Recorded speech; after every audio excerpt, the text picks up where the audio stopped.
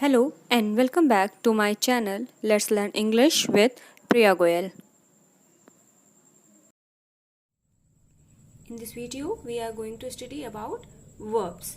Let's see what the verb is.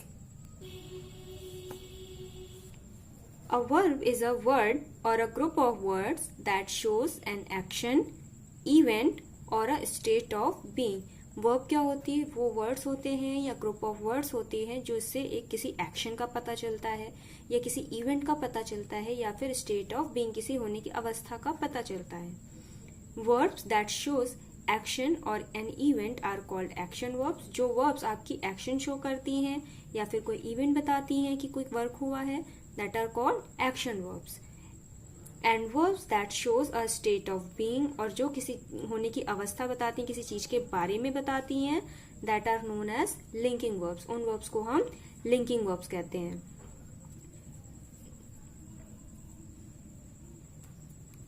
For example, Asad reads book.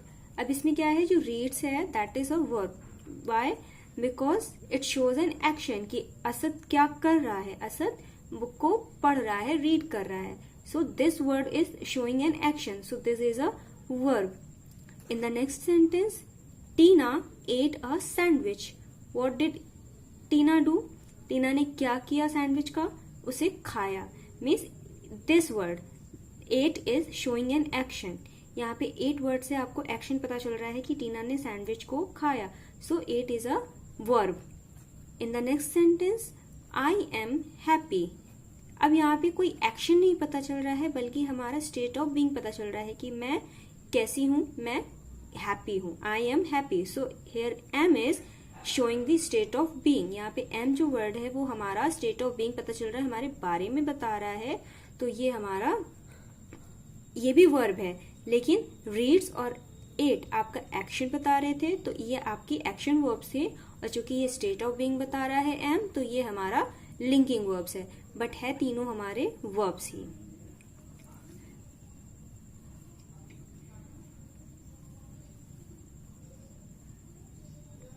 Like we see in these examples, some verbs are followed by nouns which refer to people or things. अब क्या होते हैं? जो verbs हैं हमारी, वो nouns उनके संग में आ रहे हैं.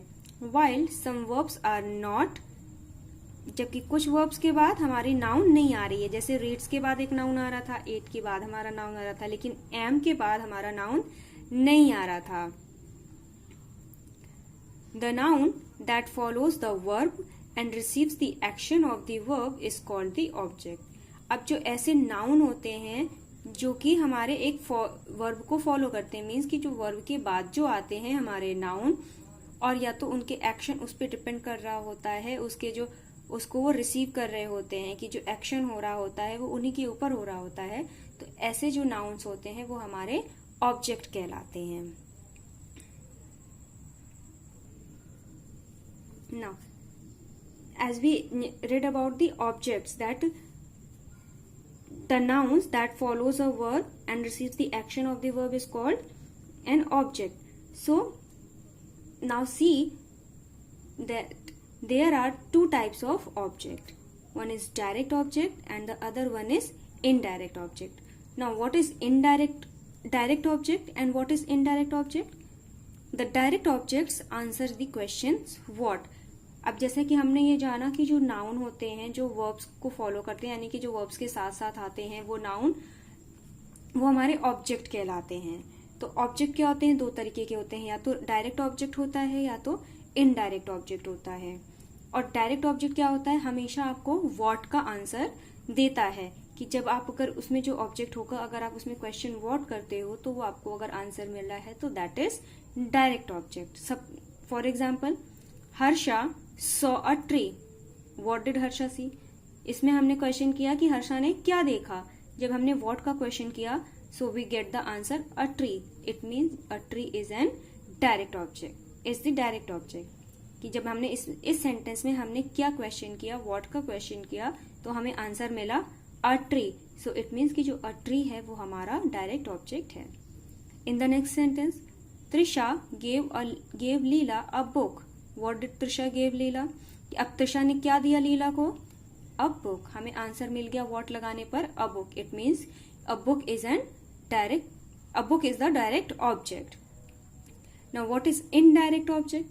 Indirect object answers the questions to whom. अब जो इनडायरेक्ट ऑब्जेक्ट होता है वो हमेशा आपको टू whom यानी किसको का आंसर देता है. अगर आप उसमें क्वेश्चन करते हो किसको, तो वो आपका इनडायरेक्ट ऑब्जेक्ट होता है. To whom did Trisha give the book? Trisha ने यहाँ पे ये जो सेंटेंस था हमारा कि Trisha give Leela a book, हमने जब व्हाट का क्वेश्चन किया तो हमें आंसर मिला अ बुक. तो ये हमारा अ बुक है, वो हमारा डायरेक्ट ऑब्जेक्ट हो गया. लेकिन अगर हमने इसमें टू whom क्वेश्चन किया कि त्रिशा ने बुक किसको दी, तो किसको पे आंसर आ रहा है? लीला. सो इट मीन्स जो लीला है वो हमारा इनडायरेक्ट ऑब्जेक्ट हो जाएगी. तो अगर हम अपने सेंटेंस में व्हाट लगाते हैं तो व्हाट लगाने पे जो हमें आंसर आता है, व्हाट का जो आंसर हमें मिलता है वो हमारा डायरेक्ट ऑब्जेक्ट होता है. और अगर टू whom का आंसर मिलता है जिस वर्ड से, वो वर्ड हमारा इनडायरेक्ट ऑब्जेक्ट होता है. अब ऑब्जेक्ट्स के अकॉर्डिंग जो वर्ब्स होती हैं वो हमारी टू टाइप्स की होती हैं, and they are transitive and intransitive. Verbs that take objects are called transitive verbs. The sentences that use transitive verbs are incomplete without objects. अब क्या होती है, जैसे हमने पढ़ा कि ऑब्जेक्ट के बेस पे हमारे जो वर्ब्स होती हैं वो दो तरीके की होती हैं, या तो वो ट्रांजिटिव वर्ब होती हैं या तो इनट्रांजिटिव वर्ब होती हैं. ट्रांजिटिव वर्ब्स क्या होती हैं? जो वर्ब्स अपने साथ एक ऑब्जेक्ट लेती हैं. अगर वर्ब्स के बाद आपके पास कोई ऑब्जेक्ट आ रहा है, कोई नाउन आ रहा है, तो वो हमारी ट्रांजिटिव वर्ब होगी. The sentence that use transitive verb, और जिस सेंटेंस में ट्रांजिटिव वर्ब का यूज होता है वो बिना ऑब्जेक्ट के, उनका सेंस जो होता है, उसकी जो मीनिंग होती है वो कंप्लीट नहीं होती है, वो इनकम्प्लीट रहती है.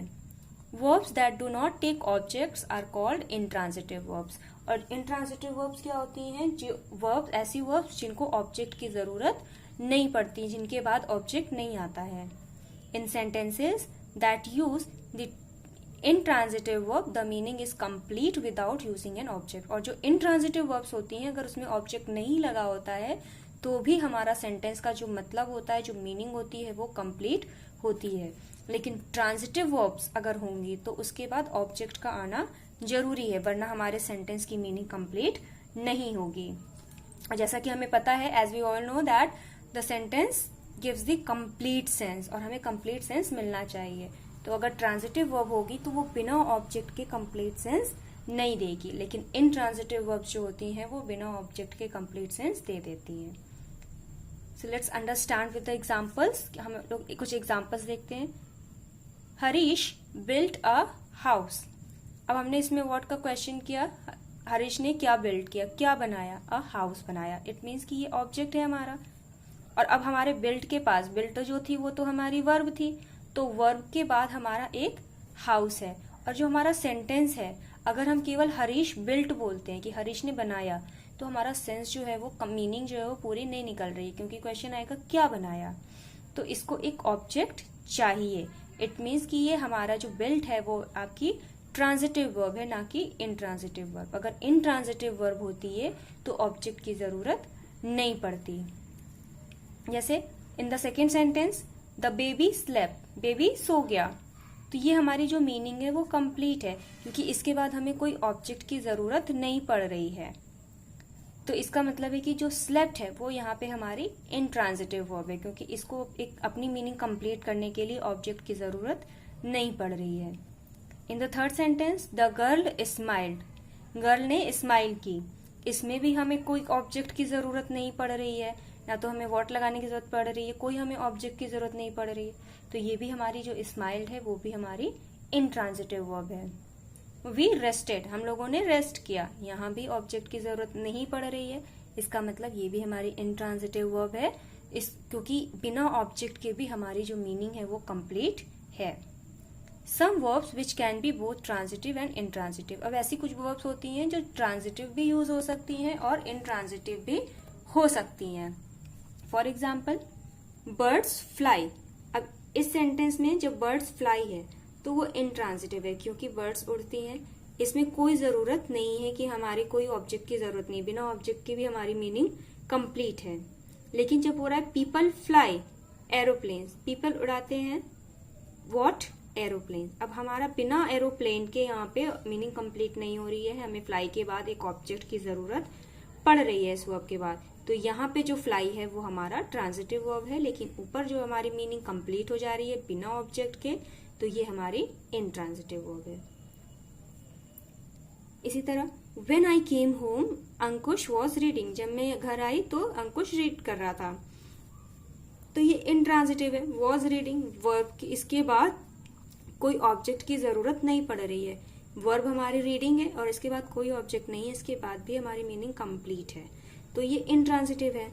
लेकिन अंकुश वॉज रीडिंग अ बुक, अगर आप यहाँ पे बुक लगा देते हो कि वो बुक पढ़ रहा था, तो ये हमारी ट्रांजिटिव वर्ब हो जाएगी, लेकिन मीनिंग दोनों में कंप्लीट है। अगर आप इसको बुक ऑब्जेक्ट नहीं देते हो तो भी कंप्लीट है, और ऑब्जेक्ट अगर आप यहाँ पे लगाते हो तो भी कंप्लीट है, लेकिन यहाँ पे ऑब्जेक्ट नहीं है तो ये इंट्रांजिटिव वर्ब हो जाएगी, और यहाँ पे ऑब्जेक्ट आप लगाएंगे तो ये वर्ब यहाँ पे ट्रांजिटिव बन जाएगी। अब जो ट्रांजिटिव वर्ब्स होती हैं, जैसा कि हमें पता है कि ट्रांजिटिव वर्ब्स हमारी ऑब्जेक्ट लेती हैं, लेकिन जो ट्रांजिटिव वर्ब्स एक ऑब्जेक्ट लेती हैं उनको मोनोट्रांजिटिव वर्ब्स कहते हैं, और जो ट्रांजिटिव वर्ब्स हमारी दो से ज्यादा ऑब्जेक्ट लेती हैं, दो ऑब्जेक्ट चाहिए होता है जिनको, वो डायट्रांजिटिव वर्ब्स कहलाती हैं। फॉर एग्जाम्पल्स मोनोट्रांजिटिव वर्ब्स कैसे हो सकती है, आई सी द गार्डन, यहाँ पे सी हमारी वर्ब है और इसको केवल सिंगल ऑब्जेक्ट चाहिए, यहाँ पे केवल एक डायरेक्ट ऑब्जेक्ट ही चाहिए, तो ये हमारी क्या हो जाएगी, मोनोट्रांजिटिव वर्ब हो जाएगी, क्योंकि यहाँ पे हमारा केवल वन ऑब्जेक्ट है। दे मेक टॉयज, उन्होंने टॉयज बनाया, अब यहाँ भी केवल सिंगल ऑब्जेक्ट है हमारा, तो ये भी हमारी मोनोट्रांजिटिव वर्ब है। इसी तरह डायट्रांजिटिव वर्ब क्या हो जाएगी, जब हमारे डबल ऑब्जेक्ट्स आ जाएंगे। He bought me a pen, अब यहाँ पे मी भी हमारा ऑब्जेक्ट है, इनडायरेक्ट ऑब्जेक्ट है, और जो पेन है वो हमारा डायरेक्ट ऑब्जेक्ट, दो दो ऑब्जेक्ट आ रहे हैं वर्ब के बाद, तो इसका मतलब है कि ये डायट्रांजिटिव वर्ब है।